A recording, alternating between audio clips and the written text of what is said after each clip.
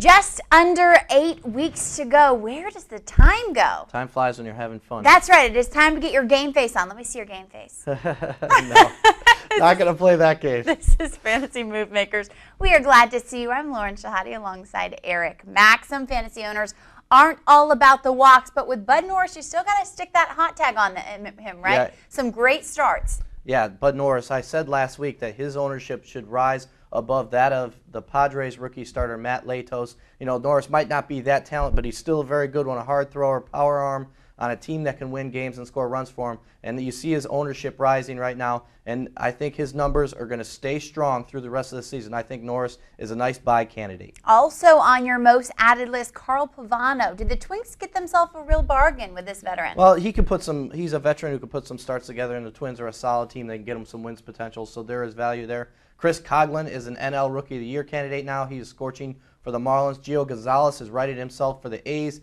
Sanchez, that no-hitter, and then really hasn't been as good since, but every time he gets 2 starts, he'll get picked up. Gorzolini was a 2-star candidate. Brian Mattis, another one of those elite rookies, getting called up to the rotation. He had a bad last start, but I still see good things from him. Aaron Laffey is hot, and Junichi Tazawa.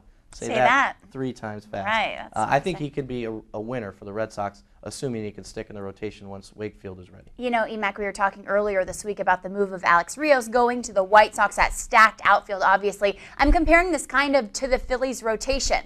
It's stacked. Where does that leave Jamie Moyer? Well, right now it's going to leave Jamie Moyer in the bullpen, but the Phillies, you know, they have a decent cushion.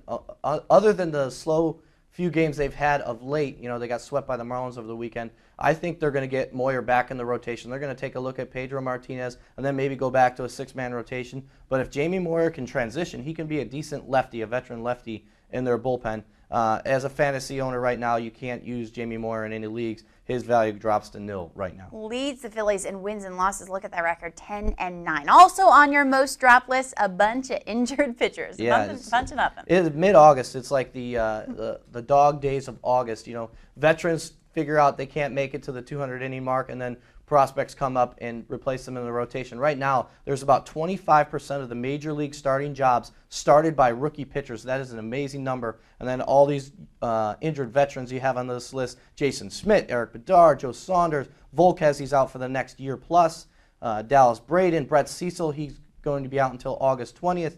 Moyer's in the bullpen. Neese out for the season. Luke Hochevar, one of the guys who's not injured, just struggling a little bit. And then C.J. Wilson has lost his closer's role with the Rangers. A bunch of depression, right? Let's talk about the Phillies. We spoke about their rotation earlier. A guy that's not affecting at all, Cliff Lee, the reigning AL Cy Young Award winner, off to a great start. Yeah, you got to expect that he's going to be a big winner. The Phillies, you know, they had that bad weekend, but they're going to get hot again, and they're going to score a lot of runs. Once Chase Utley, Ryan Howard, and Jimmy Rollins, they're used to these stretch runs. They're great in September. Cliff Lee is going to be a big winner, and I think he could even consider him a top 10, maybe even a top 5 fantasy starter here on out. And he tops your most traded list as well, along with a bunch of names. Yeah, big names, and I don't really understand why CC Sabathia is on this list. I don't know why people are giving up on him. The Yankees have taken charge in the AL. In fact, they're the best team in baseball, and Sabathia is their ace. I'm not sure why people are selling. I know why people are buying on Holiday.